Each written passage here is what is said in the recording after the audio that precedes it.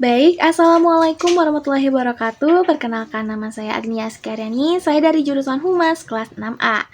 Nah, di sini saya akan membagikan bagaimana sebuah organisasi menangani krisis komunikasinya dengan menerapkan 7R.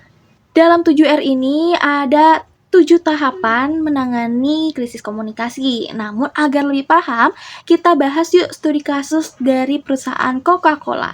Ingat gak sih teman-teman, pada tahun sebelum-sebelumnya Coca-Cola terlibat kasus dugaan bahwa produknya itu mengandung gula yang sangat banyak melebihi yang seharusnya.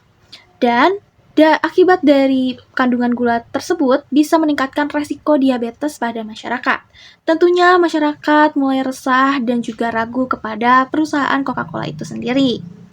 Karena Coca-Cola ini sering dikonsumsi oleh masyarakat sebagai minuman yang untuk ramai-ramai bersama keluarga dan teman-teman.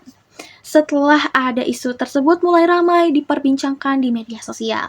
Nah, kita ulik yuk bagaimana tahapan krisis komunikasi perusahaan Coca-Cola dengan menerapkan 7R. Pada tahap pertama yaitu respon. Respon Coca-Cola di sini ia meluruskan bahwa mereka akan melakukan investigasi terhadap produknya itu, apakah kandungan gulanya itu banyak atau tidak.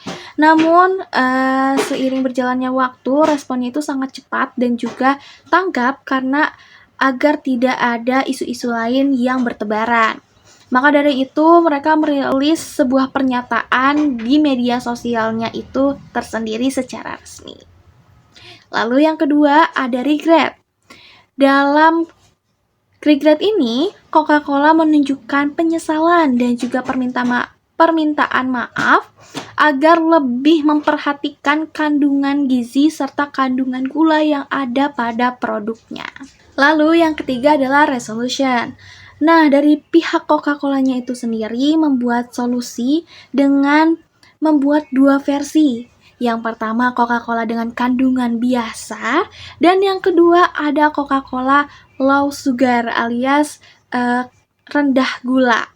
Nah, ini menjadikan tahap yang concern karena di sini mereka langsung memutuskan membuat produk baru. Lalu yang keempat ada restitution. Nah, dalam ganti rugi ini pihak Coca-Cola menyadari dengan kesalahannya, lalu ia membuat sebuah program ataupun edukasi kepada masyarakat mengenai tingkatan-tingkatan gula yang berbahaya bagi tubuh. Sekaligus memperkenalkan juga produk baru dari Coca-Cola yang rendah gula. Nah, yang kelima itu ada reform.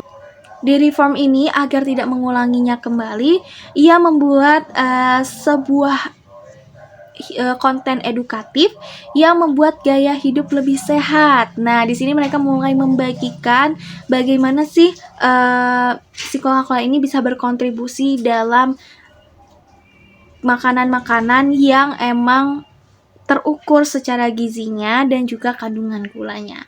Hal ini juga menegaskan bahwa Coca-Cola belajar dari kesalahannya dengan memperhatikan kandungan gula dalam produknya. Yang keenam itu ada responsibility. Nah, pihak Coca-Cola juga bertanggung jawab atas kandungan gula yang ada di dalam produknya. Hal ini untuk mengurangi dan juga menghindari kesalahan yang sama, serta memberitahu dengan jelas kandungan dari gula yang ada di produknya. Dan yang terakhir adalah rebuilding. Nah, dalam rebuilding ini bagaimana si Coca-Cola ini mengembalikan kepercayaan masyarakatnya itu sendiri, yaitu dengan menjalankan kampanye nutrisi dan juga melakukan transparansi nutrisi yang ada di dalam produknya.